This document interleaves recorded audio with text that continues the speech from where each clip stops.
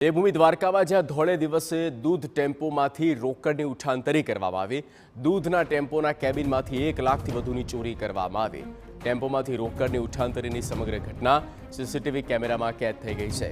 1 લાખથી વધુની રોકડ લઈને ચોર રિક્ષામાં ફરાર થયો છે।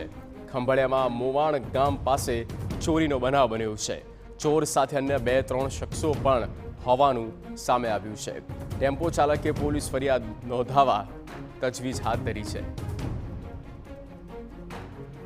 ખંભાળિયાના મોવાણ પાસે આ સમગ્ર બનાવ બન્યો છે અને ત્યાંના સીસીટીવી ફૂટેજ પણ આપને બતાવી રહ્યા છે।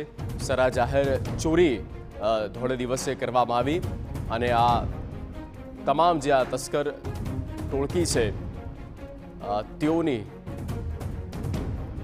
જે આ હરકત છે તે ધોળે દિવસે જોવા મળી।